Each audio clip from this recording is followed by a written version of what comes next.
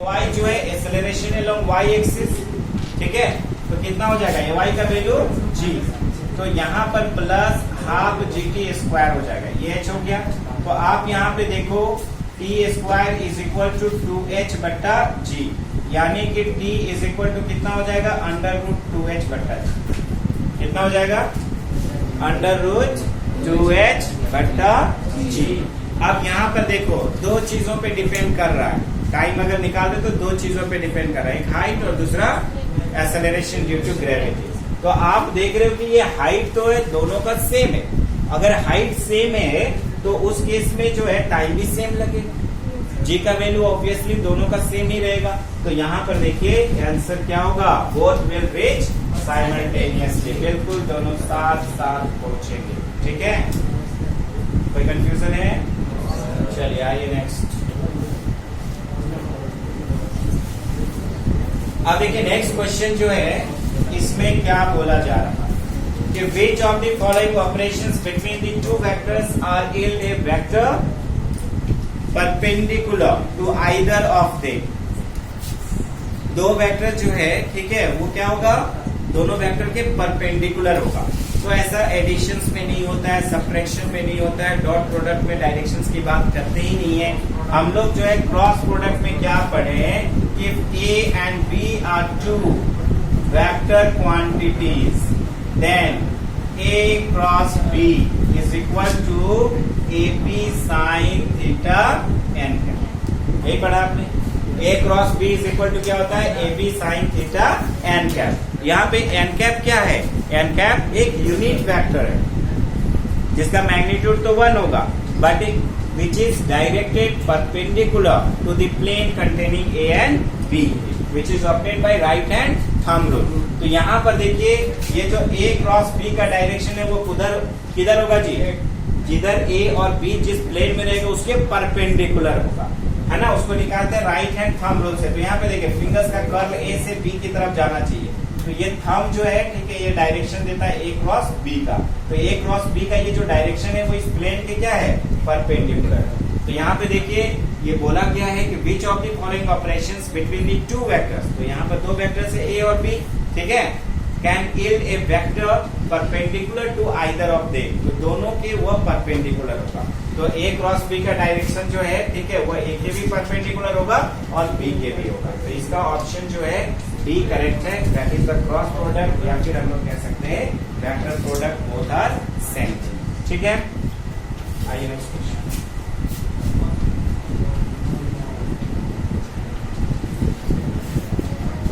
अब देखिए next question है क्वेश्चन नंबर 50।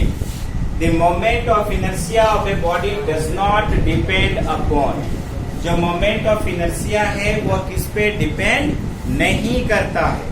पहला है the mass of the body, mass of the body पे डिपेंड करता है। तो आप यहाँ पे देखिए moment of inertia I is equal to क्या होता है जी, mr स्क्वायर, मास पे तो डिपेंड करता है। The axis of rotation of the body, axis of rotation पे ही तो R का वैल्यू जो है वो डिपेंड करेगा, यानी कि एक्सिस पे डिपेंड करेगा। तीसरा है the distribution of the mass in the body, और चौथा है the angular velocity of the body. तो यहाँ पर क्या लिखा हुआ है, किस पे डिपेंड नहीं करता है, तो कौन सा ऑप्शन होगा जी, angular velocity of the body पे डिपेंड नहीं करेगा।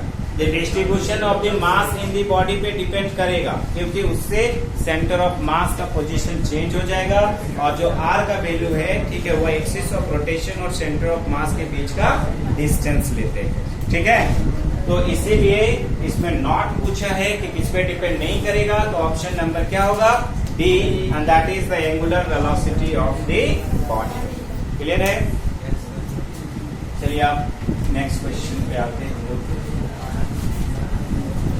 यहाँ पे देखिए the horizontal range of the projectile is maximum when the angle of projection is 45 degree होगा, 90 डिग्री, 45 डिग्री होगा। क्यों? क्योंकि ये पूछा है हॉरिजॉन्टल रेंज, और horizontal range is equal to क्या होता है, U² sin 2 theta by G।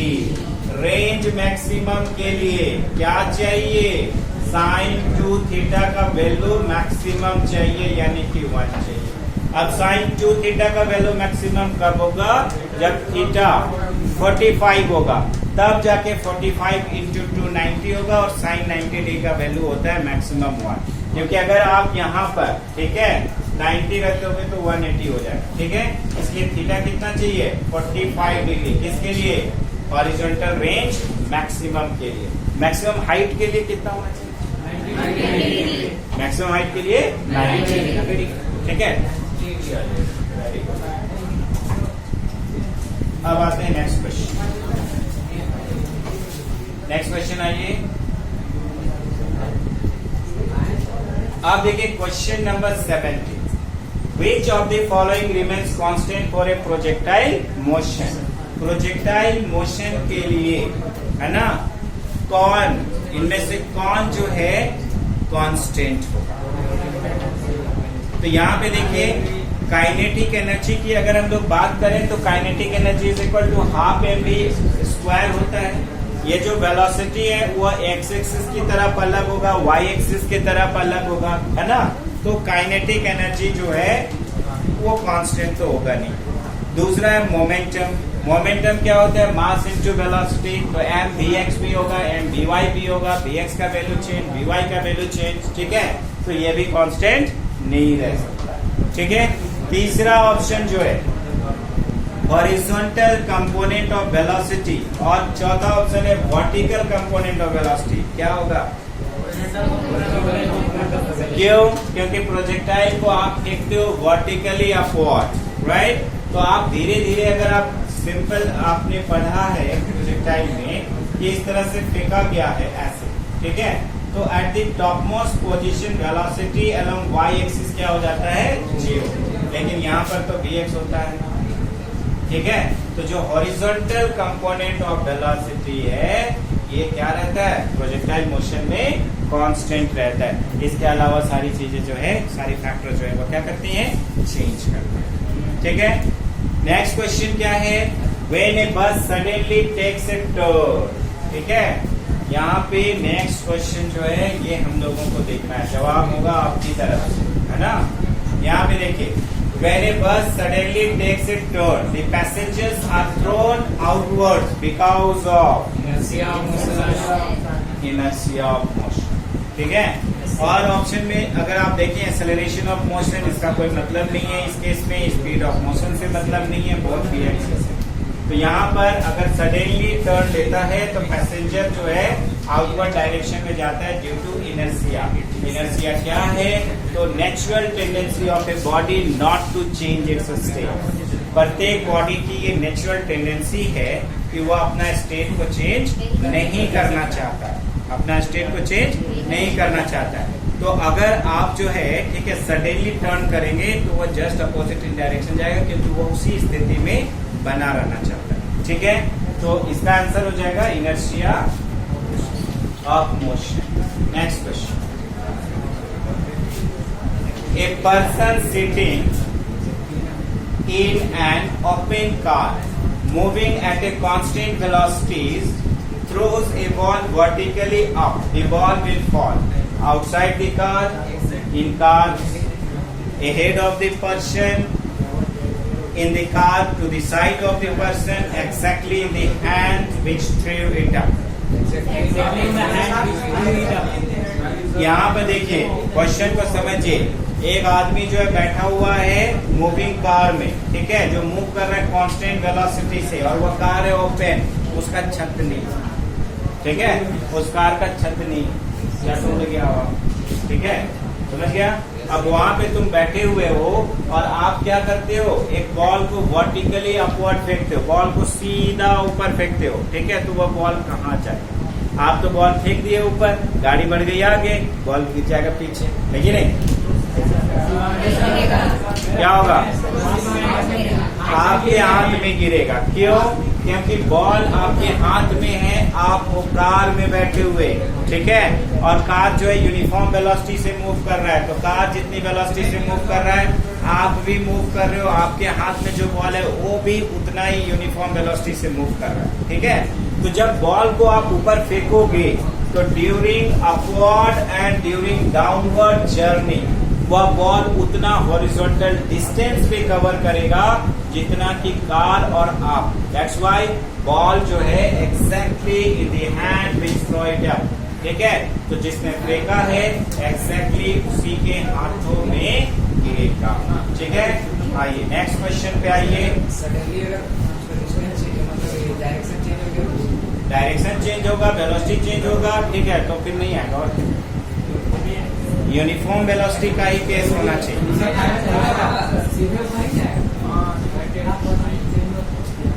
टेढ़ा आएगा तो इधर उधर जाएगा, आपको सीधा वर्टिकल अपवर्ड फेंकना है, अभी आपके हाथ में। आइए नेक्स्ट क्वेश्चन। बात मत करिए, बात मत करो, आसान क्वेश्चन देख के बात मत करो। यहाँ पे देखिएगा नेक्स्ट क्वेश्चन क्या है। A force of 5 Newton acts on a body of mass 1 kg. The acceleration of the body is the acceleration of the body is 5 meter per second. Sure? Yes sir. यहाँ पर देखो force जो है, ठीक है, F is equal to कितना है 5 Newton है, मास कितना है 1 kg है, निकालना क्या है एक्सेलरेशन, ठीक है। अब इतना आसान क्वेश्चन तो तुम लोग को मिलेगा ऐसा क्वेश्चन, एक हाथ मिल जाएगा, ठीक है। फोर्स का हो गया 5, ठीक है, ये 1, तो 5 खाली लिख देने से चलेगा? क्या लिखना होगा? 5 मीटर पर second square. Option number A जो है, ठीक है। आई बात समझ में? पूछा है एक्सेलरेशन तो 5 मीटर पर सेकेंड स्क्वायर हो सकता है। चलो नेक्स्ट क्वेश्चन का आंसर तुम लोग दोगे। चलो इधर ध्यान दो। Which of the following is a self-adjusting force? Self-adjusting force कौन सा है? Static friction, limiting value of static friction, kinetic friction। यहाँ पर क्या है? None of this। यहाँ पर क्या है? None of these है ना? अच्छा, यहाँ पे स्लाइडिंग फ्रिक्शन है। चलो ठीक है। यहाँ पे देखो which of the following is self-adjusting। तो सेल्फ एडजस्टिंग कौन होता है? स्टैटिक फ्रिक्शन होता है, राइट। स्टैटिक फ्रिक्शन कहने का मतलब वह फ्रिक्शन जो बॉडी के मोशन में आने से पहले लग रहा है, ठीक है।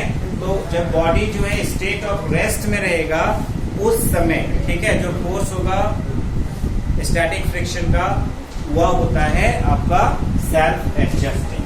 बाकी जो है, ठीक है, सेल्फ एडजस्टिंग नहीं हो सकता है, क्योंकि ये मैक्सिमम स्टैटिक फ्रिक्शन को हम लोग बोलेंगे limiting value of static friction, और मैक्सिमम वैल्यू जो है, ठीक है, वो आपका एडजस्टेबल नहीं होगा, वो तो फिक्स वैल्यू होगा। काइनेटिक फ्रिक्शन में भी बहुत सारी चीजें हैं जिसमें वो डिपेंड करेगा, और स्लाइडिंग फ्रिक्शन भी, वो भी आपका काइनेटिक फ्रिक्शन का एग्जांपल है। तो सेल्फ एडजस्टिंग तब होगा, ठीक है, जब वो स्टैटिक स्टेज पे रहेगा, ठीक है। चलिए आइए नेक्स्ट क्वेश्चन।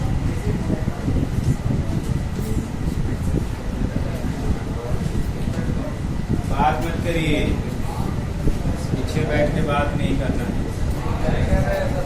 अब देखिए नेक्स्ट क्वेश्चन। नेक्स्ट क्वेश्चन देखो मोहित, चलो इसका आंसर बताओ। When a torque acting on a system is 0, when a torque acting on a system is 0, यानी कि टॉर्क का वैल्यू जो है, ठीक है, वो क्या है 0 है। Then which of the following should not change? कौन चेंज नहीं करेगा?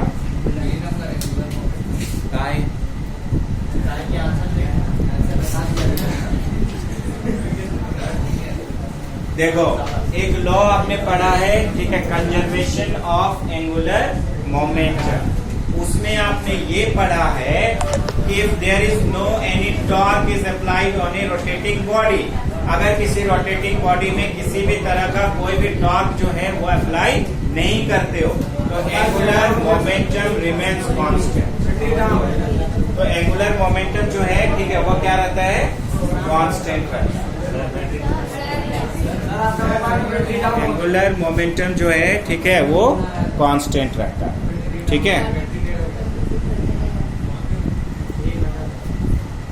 तो यहां पर देखिए टॉर्क अगर 0 है, ठीक है, तो एल का वैल्यू जो है वो क्या होगा, कांस्टेंट। ठीक है, तो क्या हो जाएगा, इसका आंसर हो जाएगा एंगुलर मोमेंटम। ठीक है, अब आइए नेक्स्ट क्वेश्चन। यहां पर क्या है, a hammer of mass 300 gram moving at 40 metre पर second strikes a nail, the nail stop the hammer in a very short time of 0.02 second.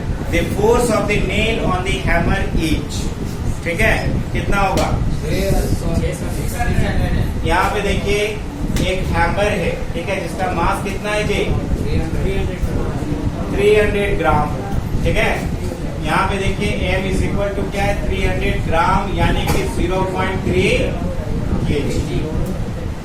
Moving at बात मत करो, यहाँ पे देखिए मूविंग एट 40 मीटर पर सेकेंड, कितना से मूव कर रहा है जी, यानी कि u इज इक्वल टू है 40 मीटर पर second. Strikes a nail, the nail stop the hammer. ठीक है, यानी कि v इज इक्वल टू क्या हो गया, 0। टाइम कितना लग रहा है, 0.02 second. The force of the nail on the hammer each. ठीक है, तो फोर्स के लिए क्या चाहिए, मास इंटू एक्सेलरेशन। मास मालूम है 300 ग्राम, एक्सेलरेशन जो है, ठीक है, वो फाइंड आउट करना। ठीक है, तो सबसे पहले एक्सेलरेशन हम लोग निकालेंगे, तो acceleration is equal to v minus u बटा टी।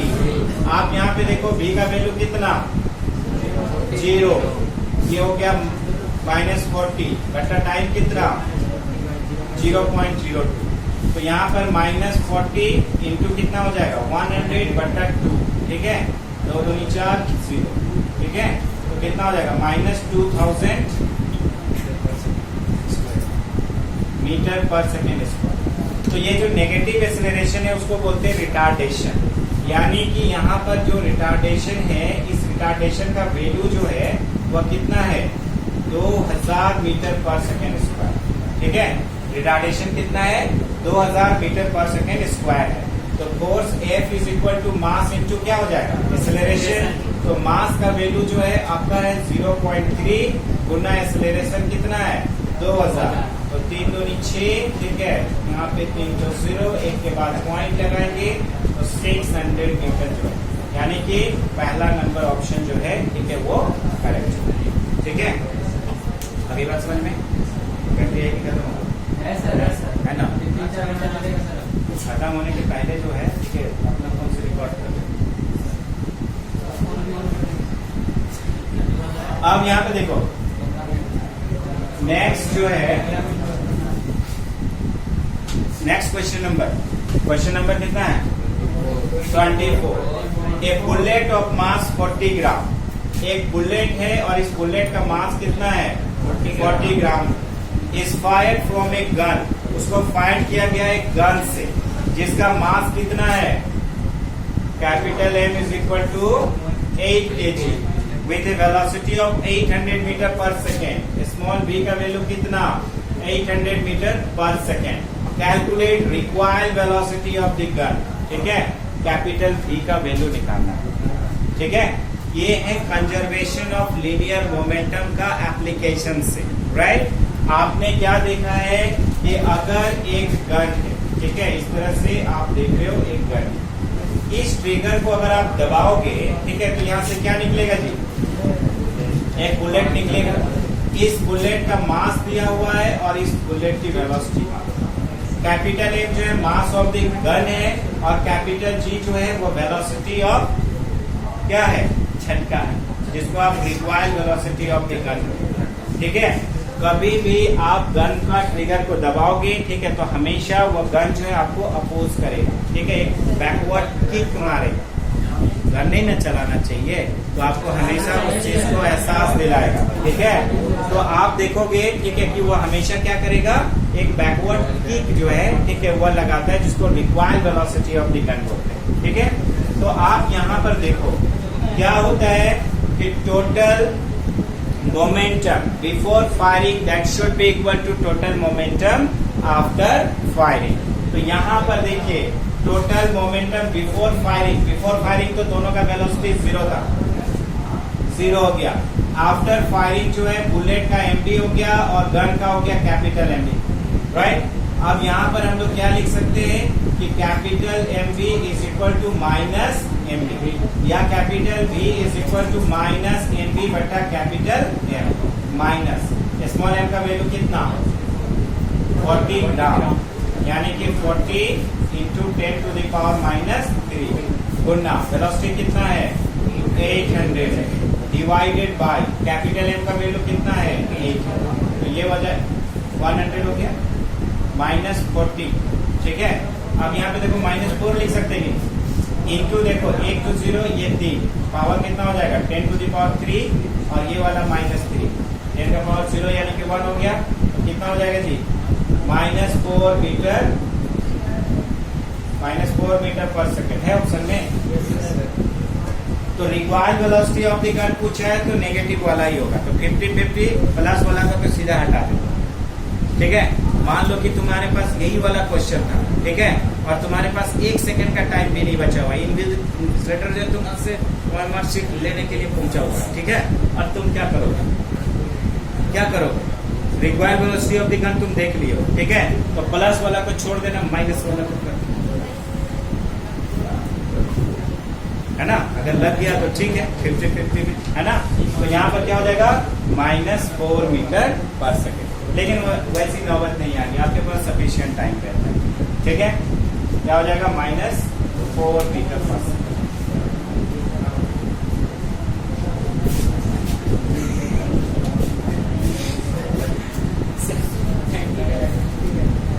वैसा मत करो, चलिए देखिए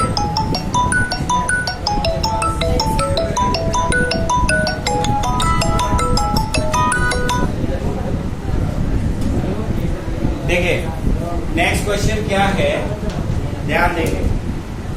क्वेश्चन नंबर कितना 25। Force required in acceleration a 3 kg mass at 5 metre पर second square and 4 kg mass at 4 metre पर सेकेंड स्क्वायर विल बी, ठीक है। यहाँ पे देखो force required in acceleration 3 kg body of mass इतना, तो फोर्स का कितना जरूरत होगा जी, कितना फोर्स होगा, देखिए F1 is equal mass into acceleration 3 into 5 15, उधर कितना है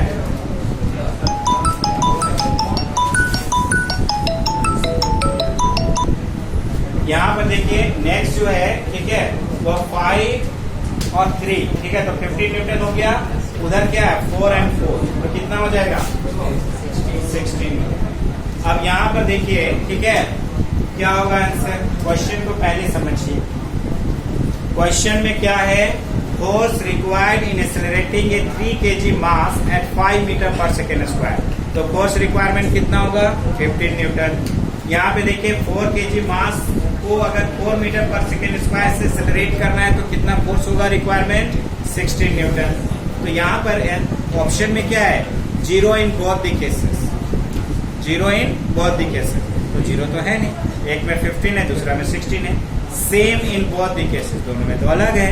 तीसरा है greater for 3 kg mass at 5 metre पर सेकेंड स्क्वायर, ये तो 15 जो है 16 से कम है ना, ठीक है। तो क्या होगा जी answer, greater for 4 kg mass at 4 metre पर second square, greater for 4 kg mass at 4 metre पर second square is the right answer, ठीक है। चलो थोड़ा फास्ट करते हैं, चलो देखो नेक्स्ट है question number 26। The centripetal force acting on a body undergoing circular motion is, centripetal force क्या होता है जी mv² बाई r, कितना ऑप्शन नंबर में है ए में, centripetal force mv² by r, तो ये होगा करेक्ट आंसर। नेक्स्ट वन क्या है आप देखो, ठीक है, 2 objects A and B are moving with same momentum, 2 object जो है वो मूव कर रहे हैं सेम मोमेंटम के साथ, यानी कि लीनियर मोमेंटम सेम है। Mass of object B is greater than mass of object A, mass of object B जो है ग्रेटर है मास ऑफ ऑब्जेक्ट ए से, ठीक है। Which of the two objects will have higher kinetic energy, momentum is same, ठीक है। Kinetic energy किसका ज्यादा, ठीक है। तो kinetic energy is equal to क्या होता है जी, पी स्क्वायर बटा 2m। मोमेंटम सेम है, यानी कि kinetic energy inversely proportional to क्या है, मास है। मास जिसका ज्यादा काइनेटिक एनर्जी उसका कम, और मास जिसका कम काइनेटिक एनर्जी उसका ज्यादा। मास कम किसका, ए का, ऑब्जेक्ट ए का, तो काइनेटिक एनर्जी ज्यादा किसका, ऑब्जेक्ट ए का। तो object A is the right answer, object A is the right answer, ठीक है। तुम लोग के पास जो बुक होगा ना उसमें गलत आंसर दिया। चलो नेक्स्ट, जो भी सैंपल पेपर है तुम्हारे पास उसमें गलत आंसर दिया हुआ है, तो सैंपल का आंसर को ऐसे भी देखना नहीं। अब देखिए next, area under force displacement curve represents. तो अगर फोर्स और डिस्प्लेसमेंट के अंदर का एरिया को आप निकालोगे, ठीक है, तो वह किसका वैल्यू देता है, वर्क डन का, तो ये हो जाएगा वर्क डन, ठीक है। चलिए नेक्स्ट क्वेश्चन आते हैं। यहाँ पे देखिए, which is the average power required to lift a mass of 100 kg to a height of 50 metre in 50 second, ठीक है। तो यहाँ पर देखिए हम लोगों को निकालना क्या है, एवरेज पावर निकालना, ठीक है। और average power is equal to क्या होता है, rate at which work is done, यानी कि वर्क बटा टाइम। तो आप वर्क निकालिए, वर्क निकालने के लिए यहाँ पर एम दिया हुआ है, ये दिया हुआ है, ठीक है, हाइट दिया हुआ है, ठीक है। तो आप वर्क जो है कैसे निकालेंगे, एम जी एच से, ठीक है। कैसे निकालेंगे, एम जी एच से।